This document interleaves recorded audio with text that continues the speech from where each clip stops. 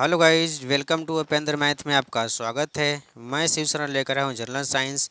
आज हम पढ़ेंगे जनरल साइंस का पार्ट 4, जो कि परमाणु संरचना का पार्ट 4 होगा और क्लास हमारा 11 होगा। ठीक है, यह आपका general science SSC, CGL, CGL, CPO, railway या किसी भी एग्जाम की तैयारी करते हो सभी के लिए उपयोगी होगा। ठीक है, यहाँ पे हम समान विज्ञान को न सिर्फ पढ़ेंगे बल्कि इसे हम आसान भाषा में समझेंगे। ठीक है, यह जो आपका जनरल साइंस है जीरो से लेकर हाई लेवल तक चलेगा, यानी कोई भी व्यक्ति या कोई भी बच्चा जो भी स्टूडेंट तैयारी करता हो वह अपना यहाँ से पढ़ सकता है, किसी प्रकार से कोई दिक्कत नहीं होगा। इससे पहले कि अगर आप चैनल पर नए हैं तो चैनल को सब्सक्राइब करके बेल आइकन को दबा दें और साथ ही साथ अपने साथियों को शेयर कर दें ताकि वो भी इस वीडियो का लाभ ले सकें। तो आइए हम चलते हैं अपने सिलेबस की ओर और देखते हैं किस प्रकार से हम समान विज्ञान को समझते हैं। ठीक है, तो आज हम पढ़ेंगे बोर का परमाणु मॉडल। क्या पढ़ेंगे? बोर का परमाणु मॉडल।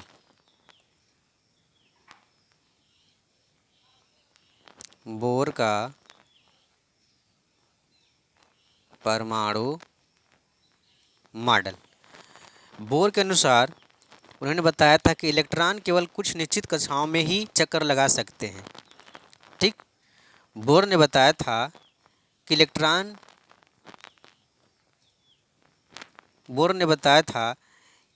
कुछ निश्चित कक्षाओं में ही चक्कर लगा सकते हैं जिन्हें इलेक्ट्रॉन की विविक्त कक्षा कहते हैं। ठीक है, आप देख रहे हैं कि क्या है, ये न्यूक्लियस है।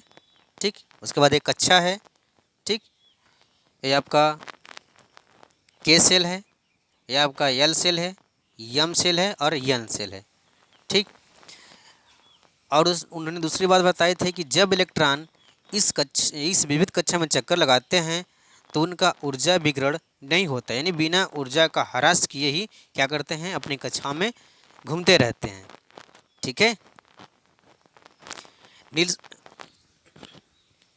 यानी बोर का जन्म, ठीक है, बोर का जन्म सन 1885 में हुआ था। ठीक है,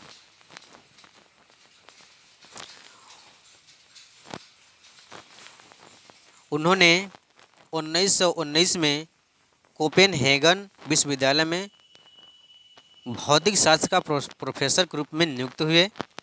ठीक है, और आगे चल के परमाणु संरचना पर उन्होंने अपना योगदान दिया। ठीक है, जिसके लिए उन्हें क्या मिला, नोबेल पुरस्कार मिला। ठीक है, आगे हम चलते हैं। तब बोर के अनुसार इलेक्ट्रॉन अपने निश्चित कक्षाओं में चक्कर लगाते हैं और बिना ऊर्जा का नुकसान किए हुए। ठीक है, देखिए, तो इलेक्ट्रॉन जिस कक्षाओं में चक्कर लगाते हैं उसे हम क्या कहते हैं, ऊर्जा स्तर कहते हैं। क्या कहते हैं? ऊर्जा स्तर कहते हैं। तो एक परमाणु के ऊर्जा स्तर को निम्न प्रकार से प्रदर्शित कर सकते हैं। इनकी कक्षाओं को हम के, एल, एम, एन नाम देते हैं या फिर संख्याओं के रूप में 1, 2, 3, 4 भी लिख सकते हैं। ठीक है, आशा करता हूँ कि आपको समझ में आ गया होगा।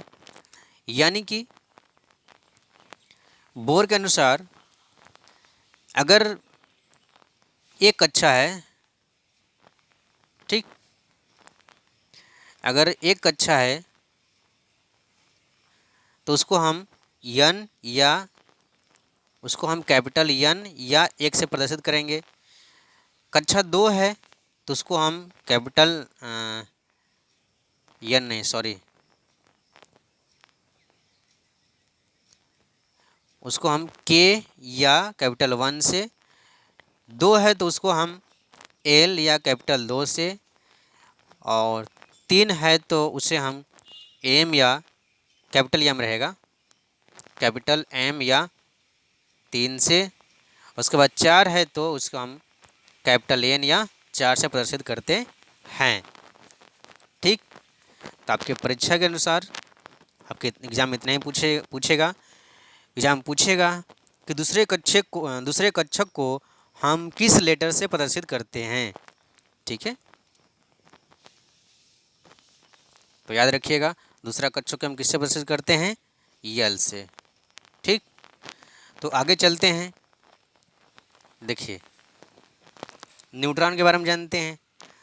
1932 में जेम्स चैडविक ने एक नए कण की खोज की जिसे हमने न्यूट्रॉन कहा। ठीक, न्यूट्रॉन के पास कोई चार्ज नहीं होता है, न्यूट्रॉन के पास कोई चार्ज नहीं होता है और द्रव्यमान लगभग प्रोटॉन के भार के बराबर होता है। ठीक, थोड़ा सा ज़्यादा होता है, प्रोटॉन के भार के बराबर होता है। न्यूट्रॉन हाइड्रोजन को छोड़कर सभी परमाणु के केंद्रक में मौजूद होते हैं। ठीक ठीक, यानी न्यूट्रॉन पर जो आवेश होता है कितना होता है, 0 होता है। ठीक, आशा करता हूँ कि आपको समझ में आ गया होगा। किसी प्रकार से कोई दिक्कत है तो कमेंट सेक्शन में कमेंट करके हमें बता दीजिए। ठीक है,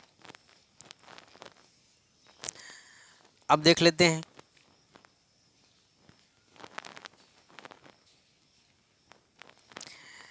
अब है आपका विभिन्न कक्षाओं में इलेक्ट्रॉनों का वितरण।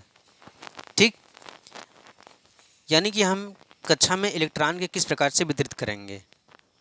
ठीक, तो यह बोर-बरी के नियम के अनुसार, ठीक, मान लेते हैं कि कोष की संख्या क्या है, 1 है। अगर कोष की संख्या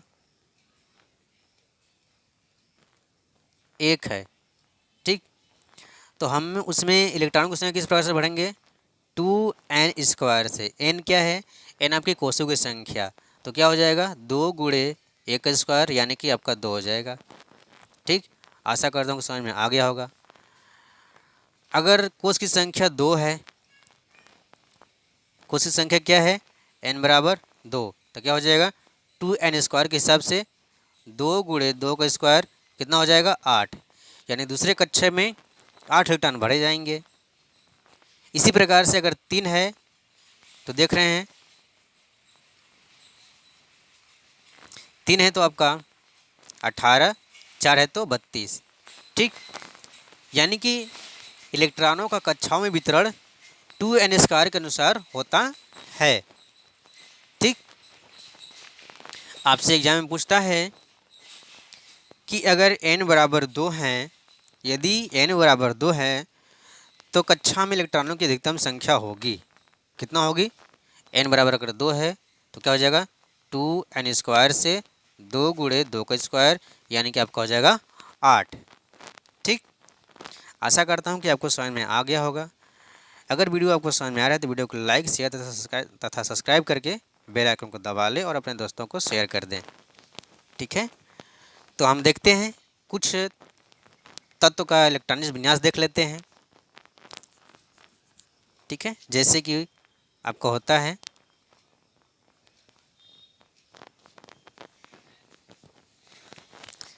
जैसे हमारे पास है हाइड्रोजन, तो हाइड्रोजन का जब हम विन्यास बनाएंगे तो क्या हो जाएगा, ये नाभिक हो गया, परमाणु क्रमांक 1 होता है। ठीक, तो के बाद इससे कक्षा में 1 इलेक्ट्रॉन हो जाएंगे। ठीक, और नाभिक में आपका 1 प्रोटॉन हो जाएगा। ठीक, उसी प्रकार से हम आगे देखते हैं, अगर सोडियम का देखते हैं Na का, इसका परमाणु क्रमांक कितना होता है 11, तो हम बनाएंगे 2, 8, 1, इसका इलेक्ट्रॉनिक विन्यास होगा। ठीक, देखिए ये बोर-बरी के नियम के अनुसार होता है। पहले कक्षक में हम कितने भरेंगे इलेक्ट्रॉन, 2, दूसरे में 8, तीसरे में हम क्या भरेंगे 8 भरेंगे। ठीक, तीसरे में भी 8 भरेंगे, लेकिन 8 तब तक नहीं भरेंगे, देखिए 8 हम भरते हैं लेकिन इससे पहले क्या होता है कि इससे पहले हम 2 इलेक्ट्रॉन भरते हैं। ठीक, 1 भरेंगे, 2 भरेंगे। ठीक, 2 भरने के बाद क्या होता है, उसके बाद हमारा अगला मतलब कि फिर इसी में 8 तक भरते हैं। ठीक, उसके बाद 2, 8 हो जाएगा, 2, 8, 8, उसके बाद कितना हो गया 16, फिर कितना हो जाएगा 32।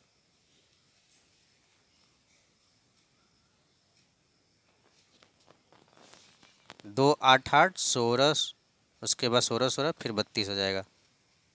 1 2 3 4 5 6 7 32 32। ठीक, तो इसी प्रकार से इलेक्ट्रॉन भरे जाते हैं। ठीक, इतना लंबा नहीं पूछेगा। याद रखिएगा कि अगर परमाणु क्रमांक 11 है तो पहले में 2 8 फिर हम भरेंगे 1। ठीक, इसका परमाणु संरचना बनाएंगे तो इस प्रकार से बन जाएगा। पहला कक्षा देखिए क्या है, 1 कक्षा 2 कक्षा 3 कक्षा है, यानी जितने कोष उतनी कक्षा दर्शा रहा है। ठीक है, कोष यानी कक्षा। 2 3 हो गया, ये आपका नाभिक हो गया। नाभिक में क्या रहेंगे, प्रोटॉन। तो कितने प्रोटॉन रहेंगे, यहाँ प्रोटॉन छोड़िए, न्यूट्रॉन प्रोटॉन छोड़िए। अब यहाँ पे हम भरते हैं।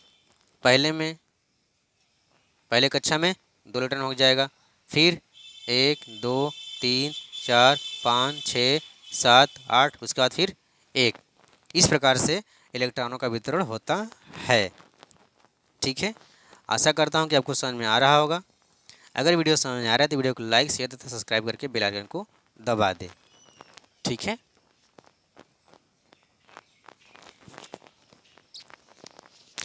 देखिए क्या होता है, इलेक्ट्रॉनिक विन्यास इस प्रकार से भरा जाता है कि अगर आप इलेक्ट्रॉनिक विन्यास करेंगे तो सर्वप्रथम क्या करेंगे, अब 2 इलेक्ट्रॉन भरेंगे। पहले कक्षा में 2 भरेंगे, दूसरे वाले में कितना भर सकते हैं, अधिकतम 8 भरेंगे। तीसरे वाले में आप क्या भर सकते हैं, 16 भर सकते हैं, लेकिन भरेंगे कितना, 8।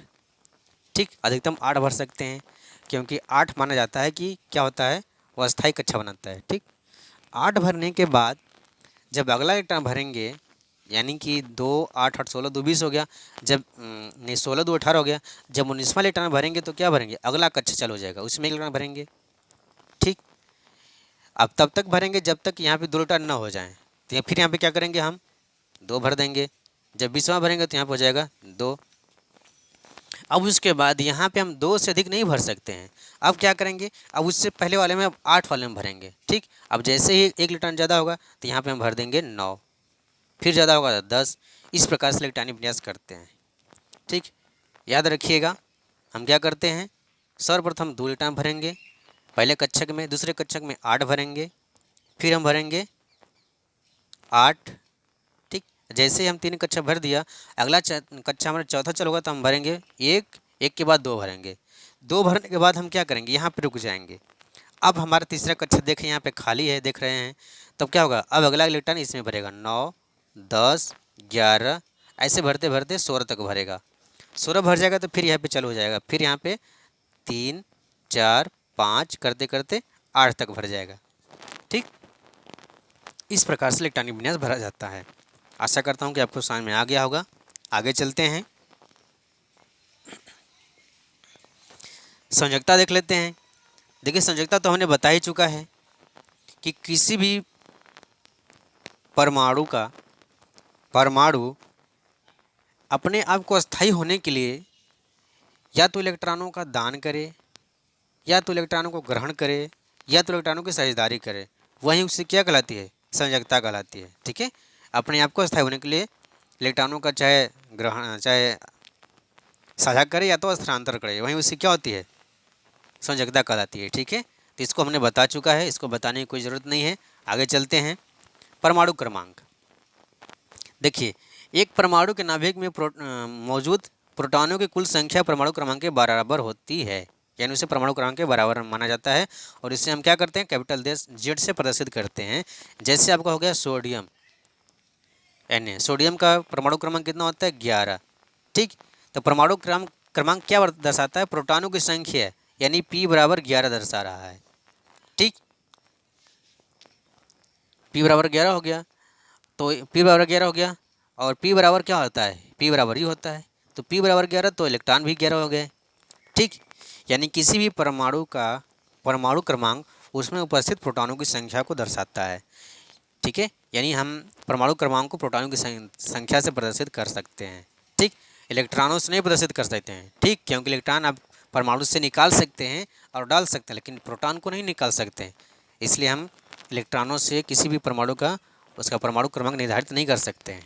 ठीक है, तो हम परमाणु क्रमांक प्रोटॉनों की संख्या से प्रदर्शित करते हैं। ठीक है, जिसको हम जेड से प्रदर्शित करते हैं, किससे, जेड बराबर आपका हो जाएगा P बराबर E, यानी कि परमाणु क्रमांक बराबर प्रोटॉनों की संख्या प्लस बराबर न्यूट्रॉनों की संख्या। ठीक, याद रखिएगा, ये आपका सवाल लगाने में काम आएगा। ठीक है, आगे चलते हैं। देखिए परमाणु भार। परमाणु भार क्या होता है? किसी परमाणु के नाभिक में उपस्थित प्रोटॉनों और न्यूट्रॉनों की संख्या का योग ही क्या होता है? परमाणु भार होता है। इसे हम कैपिटल लेटर ए से प्रदर्शित करते हैं। ठीक, ए बराबर होता है आपका n प्लस पी। ठीक, ये क्या है? आपकी द्रव्यमान संख्या। ठीक, यानी किसी भी परमाणु का द्रव्यमान संख्या, ठीक, उसमें उसके नाभिक में उपस्थित न्यूट्रॉनों और प्रोटॉनों की संख्या के योग के बराबर होता है। याद रखिएगा, n बराबर p। जैसे कि आपका हो गया सोडियम Na, इसका परमाणु क्रमांक 11 और परमाणु भार आपका 23 हो गया। ठीक, तो यहाँ से हम निकालेंगे, अगर न्यूट्रॉनों की संख्या निकालेंगे, प्रोटॉन हमें पता है 11, ठीक, ए पता है 23, तो हो जाएगा 23 बराबर n प्लस 11। ठीक, तो n इधर हो जाएगा, तो हम 23 में से 11 घटाएंगे, कितना आ जाएगा? 3 में से 1 गया 2, 1, यानी कि n बराबर आपका हो जाएगा 12। ठीक, ई बराबर पूछेगा तो कितना आएगा? ई बराबर आपका 11 आएगा, क्योंकि ई बराबर हमने बताया था कि ई बराबर पी बराबर जेड, यानी कि इलेक्ट्रॉनों की संख्या बराबर प्रोटॉनों की संख्या बराबर परमाणु क्रमांक। ठीक है, तो यहाँ से आप न्यूट्रॉनों प्रोटॉनों की संख्या निकाल सकते हैं, यहाँ से भी अपना परमाणु क्रमांक निकाल सकते हैं। तो आशा करता हूँ कि आपको समझ में आ गया होगा। ठीक, तो आगे चलते हैं, आज का हमारा अगला टॉपिक, आगे चलते हैं। समस्थानिक। देखिए समस्थानिक क्या होता है? एक ही तत्व के परमाणु जिनके परमाणु संख्या क्या हो? समान हो, लेकिन द्रव्यमान संख्या क्या हो? भिन्न भिन्न हो, उसे हम क्या कहते हैं? समस्थानिक कहते हैं। यानी वह एक ही तत्व का बना रहेगा और उसका परमाणु क्रमांक जो रहेगा समान रहेगा, लेकिन द्रव्यमान संख्या भिन्न रहेगा। जैसे कि हाइड्रोजन, हाइड्रोजन के 3 समस्थानिक होते हैं, 1H1, 1H2, 1H3। ठीक, हाइड्रोजन के 3 समस्थानिक होते हैं। इसे हम कहते हैं 1H1 को प्रोटियम, ड्यूटेरियम, और इसे कहते हैं ट्राइटियम। ठीक,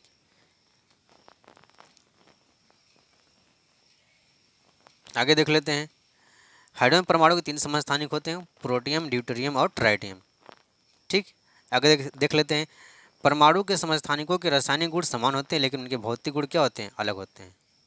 ठीक, क्योंकि इनका परमाणु क्रमांक समान होता है, इसलिए इनके रासायनिक गुण क्या होते हैं? समान होते हैं। ठीक, समस्थानिक के बारे में आपने जान लिया। आगे चलते हैं। जैसे कि अगर आपको पता है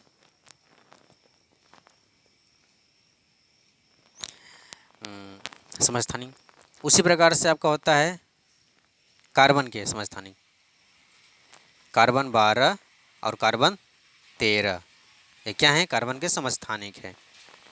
आगे चलते हैं। संभारिक। संभारिक के बारे में जान लेते हैं।